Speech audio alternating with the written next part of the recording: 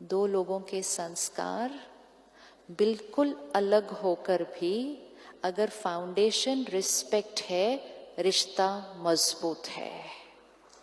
अगर दोनों के में से एक भी संस्कार अलग होने के पर फाउंडेशन में अगर डिसरिस्पेक्ट डाल दी, रिश्ता कमजोर हो जाएगा। सारा दिन में बच्चों के लिए कितनी बार हम कह देते हैं वो गलत है, ये गलत, ये गलत, ये गलत, ये गलत, ये गलत। वो कहते हैं आप गलत। और फिर हम उसको एक बहुत सोफिस्टिकेटेड शब्द देते हैं, generation gap. There is no such thing as generation gap. ये कोई शब्द ही नहीं है।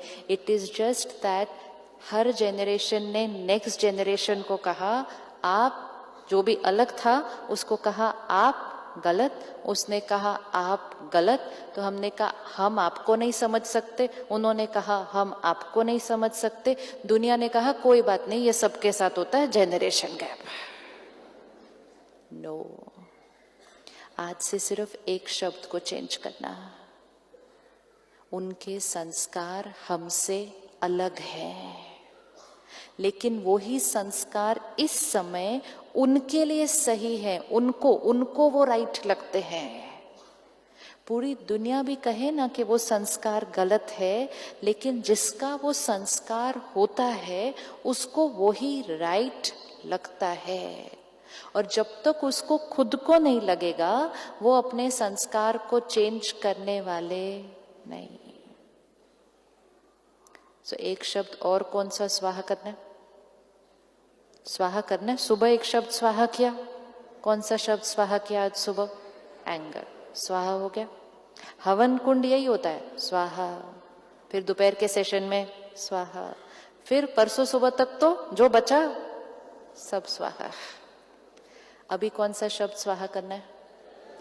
किसी के लिए भी नहीं, क्योंकि जैसे ही हम थॉट क्रिएट करते हैं गलत, वहां से वो थॉट क्रिएट करते हैं गलत, हम एक दूसरे से बहुत दूर दूर होने लग जाते हैं।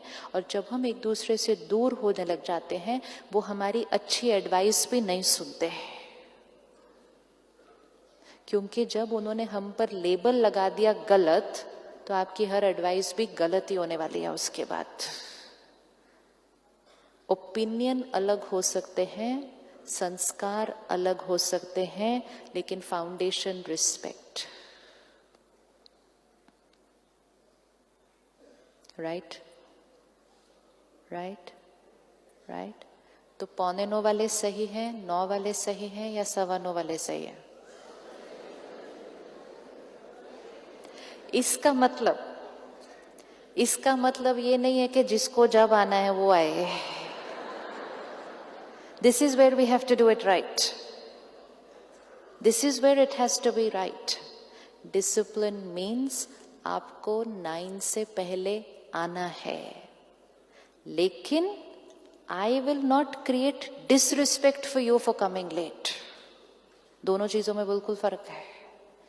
बच्चे का संस्कार अलग है, इसका मतलब ये नहीं है वो कुछ भी करे, कुछ भी खाए, कभी भी उठे, कभी भी सोए।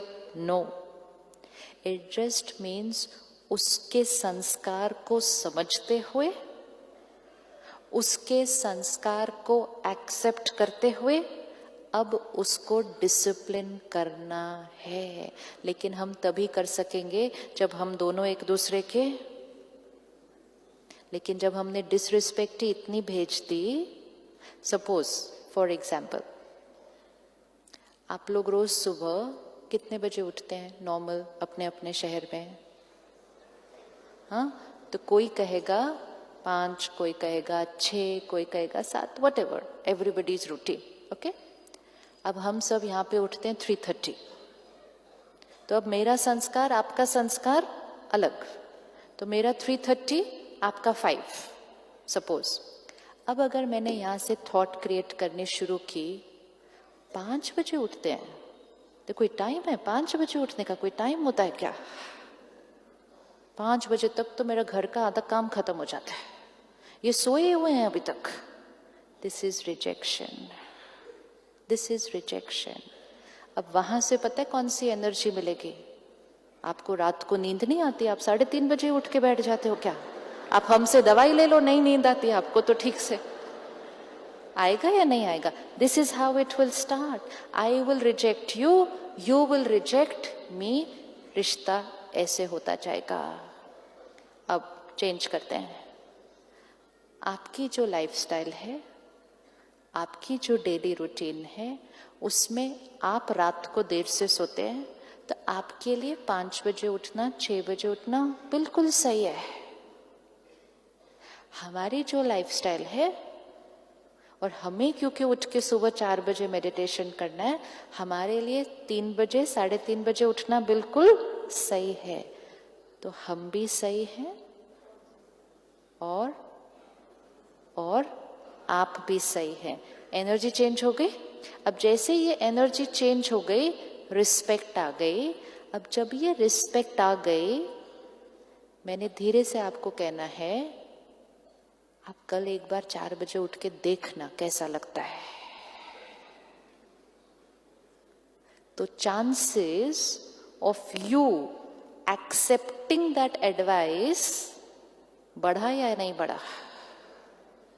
बढ़ा या नहीं बढ़ा? बढ़ा। वाई? क्योंकि पहले रिस्पेक्ट, फिर एडवाइस। रिजेक्ट और उसके बाद कोई एडवाइस काम करने वाली नहीं है। तो कभी भी बच्चों के लिए, स्टाफ के लिए, नर्स के लिए या किसी के लिए भी अंदर उनके संस्कार को देखकर रिजेक्ट किया, क्रिटिसाइज किया, डिसरिस्पेक्ट किया और फिर प्यार से शब्दों में राय दी, राय काम करने वाली नहीं है।